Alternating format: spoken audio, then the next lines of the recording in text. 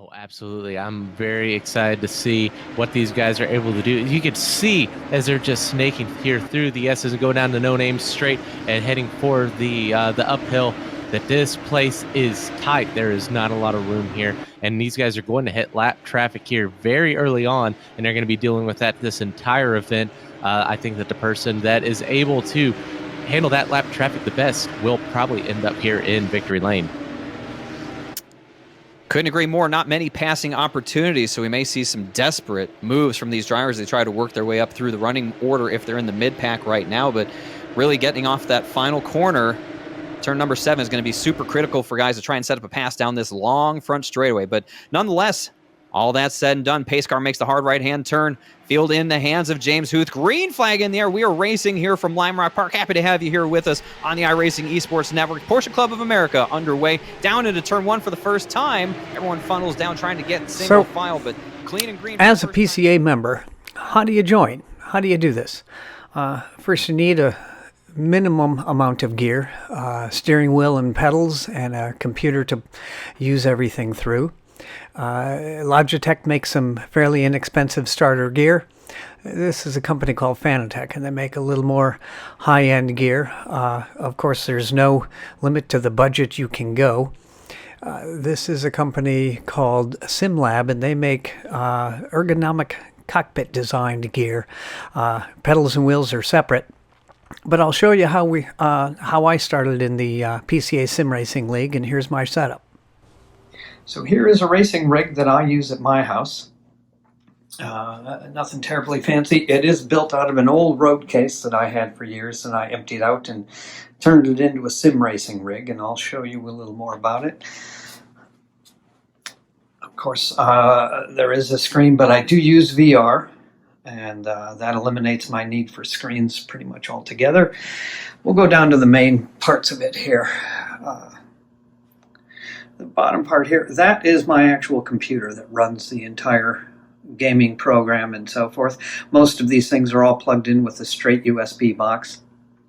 The silver box up on top there is the motor control for my steering wheel and all of its force feedback. Of course, I've got button boxes that let me control things within the car, brake bias, different volumes, any number of things that I need. I do have a H-pattern shifter that I use for cars that require clutch and shifting without paddles. This is a steering wheel. It is also has a button box on it that I can use for push-to-talk buttons is what I usually have on there, and different communication devices, and also different things like volumes, what screen I have on, and so forth. These little pieces here, that's an air system I have that blows cool air at me. It's tied up temporarily, but it does do a fantastic job of it. You can see the motor mount underneath with the extension, which puts the steering wheel at the right degree for me. There is a set of pedals down here, including a clutch. On some of the cars, I still do heel toe. It's just how I learned, how I will always race.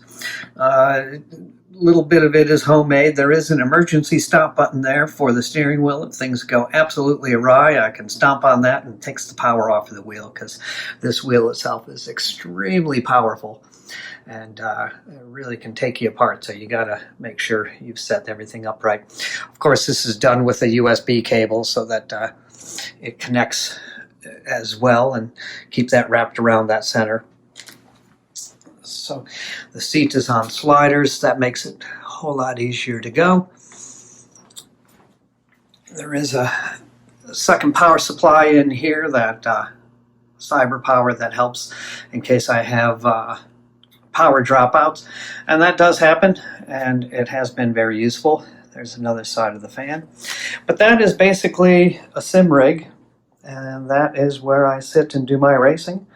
And I will get this plugged up and show you how it works.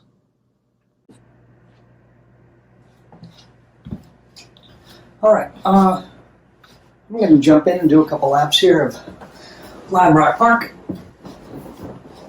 I do wear gloves. It's easier on the wheel. but I've got bicycle gloves that let the fingertips free, which means I can get to the buttons. I can turn on my fan, get some cool air going, adjust the intensity of it. It does follow the speed, which is quite remarkable. The faster you go, the more air coming in. Sort of like a vent system in the car, but it does really help for having the virtual reality headset. I do wear glasses, so I've got some lens inserts into the Rift. And as you can see on the screen, everything that I move, this moves with it.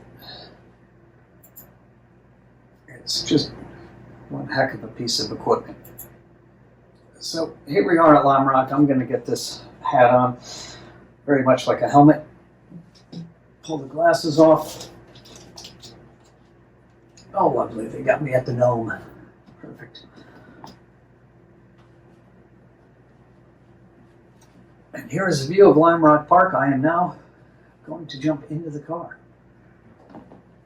I've got a setup on my car. It's showing me the different areas of the track. There's our Haggerty Bridge heading to the downhill, and you can see it absolutely drops off.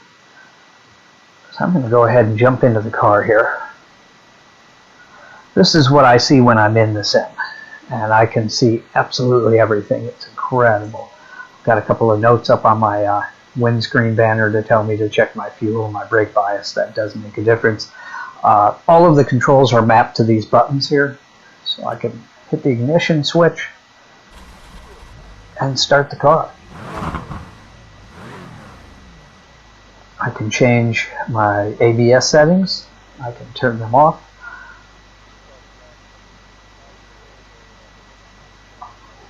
I can change, let me show you the brake bias setting. I can change that right there. That corresponds up on the top. All these things go in sim. You're in the car, so it's just incredible to look at the roll bars, the roof hatch, everything is there. All the mirrors are adjustable. I swear at the end of an event you want to take your steering wheel off and hang it on the hang it on a wheel holder next to your roll bar, but that's not actually there. So it's definitely immersive. It's something you really have to try. I'm going to go out here and hit a lap. There's no one else on track, but I am going to look real quick.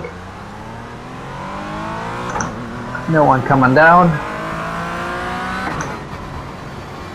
So this is invaluable for learning a race line and a track layout that you haven't been to before.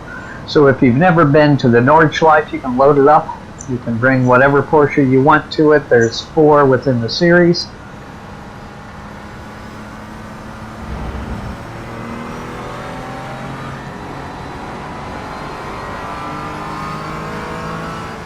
So the force feedback we're talking about comes through the wheel, and you feel everything. You can get over on these rumble strips, you can hear it, and you can feel it within your wheel. It will pitch the car a little bit.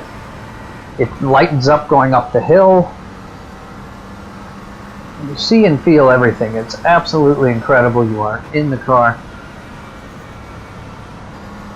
All these pieces you feel that little rise over there. You can go over into the grass, kick yourself up a little bit of dirt. The car just gets unsettled.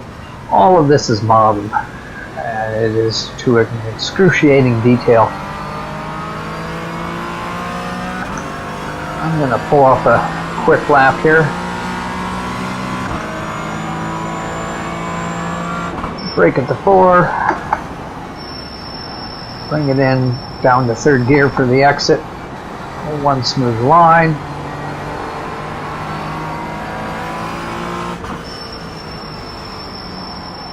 Stay close on this one.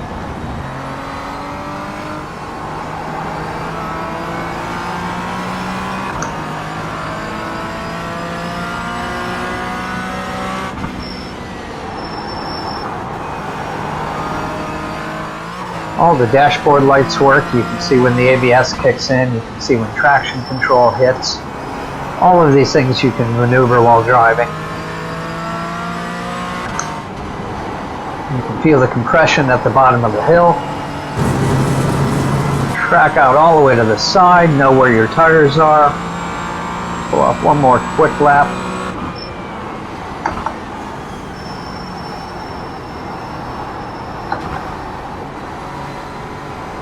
I'm going to cut that corner pretty good. Straight down here. Heavy on the brakes, bring it in. Trail brake off. Feather the throttle around here. Keep this as straight as possible. A little bit of brake for the uphill. Make sure the car is absolutely straight.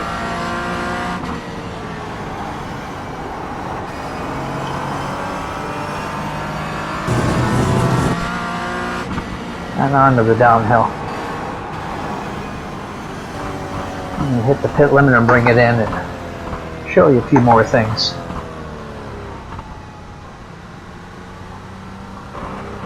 So of course I opened up a test track so nobody else is here, but it lets you learn the track, lets you learn the car, the limits of your own comfortableness and how much of an edge you want to take, where you want to get to.